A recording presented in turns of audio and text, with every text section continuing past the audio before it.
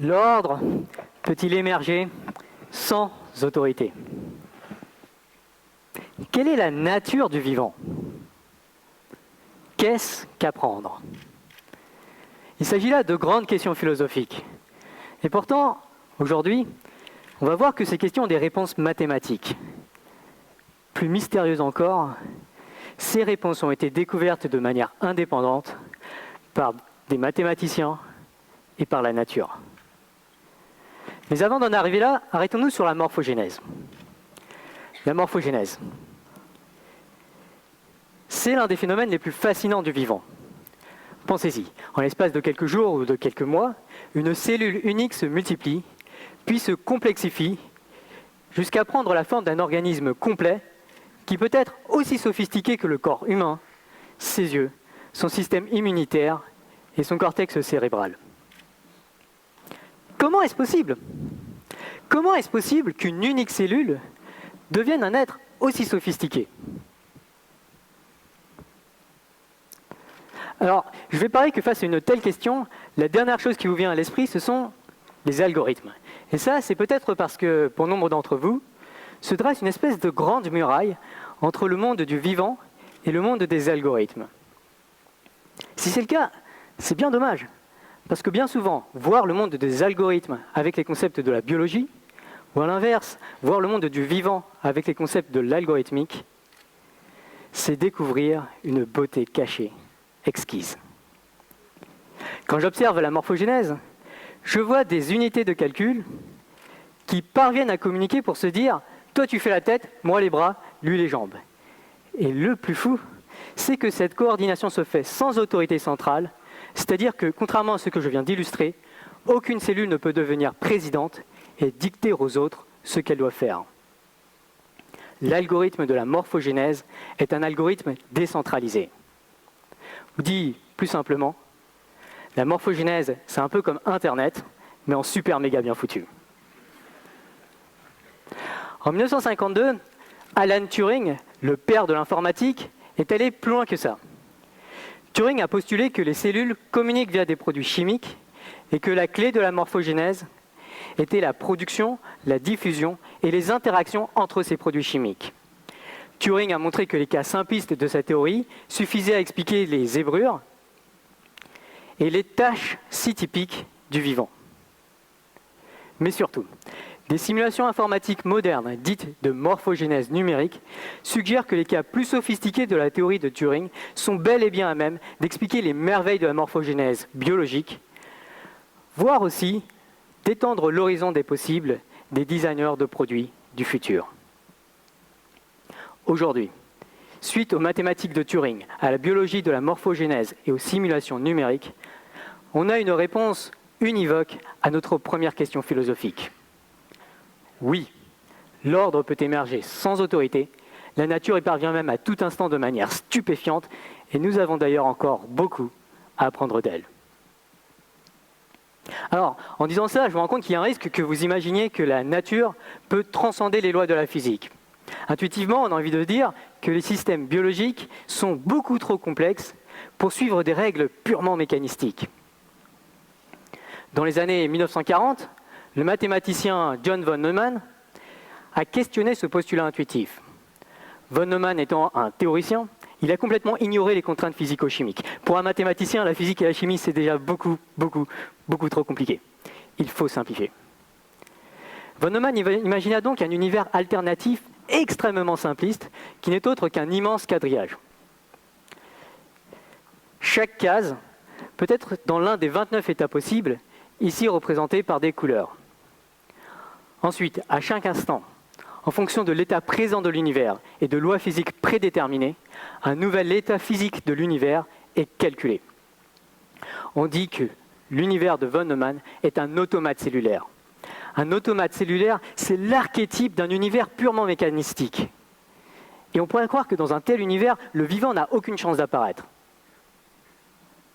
Et pourtant, von Neumann décrivit une structure à l'intérieur de son univers, que l'on appelle désormais le réplicateur de von Neumann, et dont l'évolution était caractéristique du vivant. Qu'est-ce que von Neumann entendait par là? Pour simplifier, von Neumann identifia 4 propriétés du vivant: l'hérédité, la variabilité, la capacité à toujours plus se complexifier et la sélection. Et von Neumann montra que son réplicateur purement mécanistique possédait toutes ces propriétés. En fait, le réplicateur de von Neumann, ce n'est pas tant la structure que l'on voit là, c'est surtout la longue bande en dessous. Et cette longue bande, ce code génétique, est long. Il est même super long. Mais il joue un rôle crucial. En suivant mécanistiquement les lois imposées par son univers, le réplicateur de von Neumann utilise son code génétique pour fabriquer une machine capable de copier-coller le code génétique. Le réplicateur peut ainsi se répliquer. Mieux encore, von Neumann montra que l'on pouvait modifier le code génétique du réplicateur sans toutefois bouleverser le processus de réplication, y compris quand ces modifications étaient des ajouts de code génétique. Le réplicateur de von Neumann était non seulement capable de muter, il était aussi et surtout capable de se complexifier. Imaginez maintenant ce réplicateur proliférer à travers l'univers de von Neumann, puis subir des processus de sélection naturelle, le tout sur des milliers, des milliards, voire des milliards de générations. Et vous commencez à concevoir comment l'incroyable sophistication du vivant peut émerger de règles pourtant purement mécanistiques. Mais ce n'est pas ça le plus fou. Le plus fou, c'est que la réplication du réplicateur de von Neumann repose sur le même principe que l'ADN, cette molécule du vivant. Sauf que, souvenez-vous, on est là dans les années 40 et la structure de l'ADN n'a pas encore été découverte. À partir d'une réflexion algorithmique purement théorique, von Neumann avait découvert l'algorithme au cœur du vivant. Et il avait vu étonnamment juste. Vous vous souvenez de cette image ? On l'a vu, le code génétique du réplicateur de von Neumann est super long. Qu'en est-il de l'ADN, cette molécule du vivant ? L'équivalent biologique de la petite structure que vous voyez à gauche est la cellule qui contient l'ADN. Pour l'humain, la taille de cette cellule se compte en micromètres. Voici la longueur de l'ADN une fois celui-ci déroulé.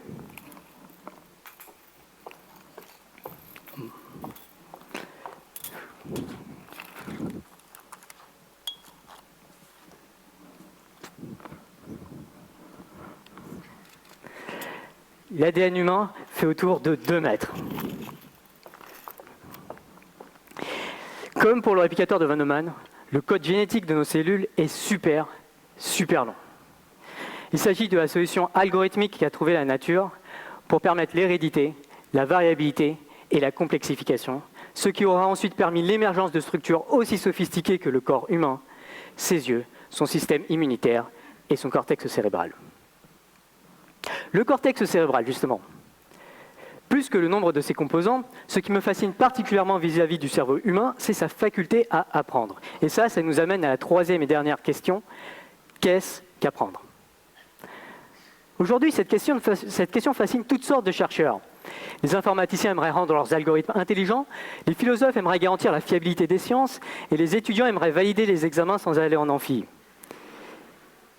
Et là, je ne peux m'empêcher de citer l'un de mes grands héros, le géant Ray Solomonoff. Je cite. « En science, mon intérêt concernait davantage la manière dont les choses étaient découvertes que les contenus des découvertes. L'œuf doré n'était pas aussi excitant que l'oie qui les pondait. Les contenus des découvertes, c'est bien, mais effectuer ou réeffectuer des découvertes, c'est tellement plus fou. Et le génie de Solomonoff fut de découvrir le moteur des découvertes en combinant l'algorithmique avec une étrange philosophie appelée le bayésianisme. Alors, malheureusement, je ne vais pas avoir le temps de vous expliquer tout ça en détail, et pourtant, en tant que bayésien, je vous garantis que ce n'est pas l'envie qui me manque. Mais pour aujourd'hui, je vais me contenter du théorème de complétude de Solomonoff.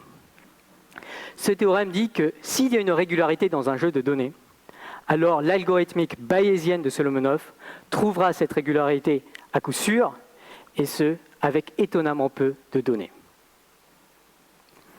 Solomonoff en vient donc à la conclusion qu'apprendre optimalement ou effectuer des découvertes, c'est appliquer ces équations bayésiennes. Sauf que, bien sûr, vous allez me dire que, clairement, en pratique, on n'applique pas les équations bayésiennes de Solomonoff. Eh bien si. Depuis une petite quinzaine d'années, le machine learning et les neurosciences ont énormément progressé et ont découvert encore et encore que des versions simplifiées de l'algorithmique bayésienne de Solomonoff semblent en fait être constamment appliquées par nos cerveaux. À tel point qu'en 2012, le neuroscientifique Stanislas Dehaene s'est vu contraint d'enseigner un cours au Collège de France sur le sujet. Il a appelé son cours « Le cerveau statisticien, la révolution bayésienne en sciences cognitives ». Et il avait tellement de choses à dire sur le sujet qu'il s'est même senti obligé d'étaler son cours, non pas sur 2 jours, non pas sur 2 mois, mais sur 2 ans. Incroyable. En optimisant les facultés d'apprentissage de notre cerveau, la nature semble avoir découvert les équations bayésiennes de Solomonoff. Ce que je trouve fascinant dans tous les cas qu'on a vus aujourd'hui, mais aussi dans de nombreux autres cas que je n'ai pas le temps de présenter, c'est qu'on constate une convergence entre des travaux humains ultra théoriques sur la nature des algorithmes et leur performance, et les solutions qu'a trouvées le vivant pour proliférer et survivre. Ce qu'il faut retenir, c'est que la pensée algorithmique a énormément à apporter à l'étude du vivant, mais aussi qu'à l'inverse, beaucoup de nos problèmes algorithmiques ont sans doute déjà été résolus par le vivant. Mais surtout, il y a quelque chose d'absolument merveilleux, je pense, à contempler le vivant avec les lentilles de l'algorithmique. Comme le disait Richard Feynman, je peux apprécier la beauté d'une fleur. En même temps, je vois beaucoup plus que la fleur. Je peux imaginer les cellules à l'intérieur, les interactions complexes qui ont aussi leur beauté, tout comme la structure interne et les processus. Je ne peux que vous inviter à contempler, vous aussi, la splendeur des algorithmes du vivant. Merci.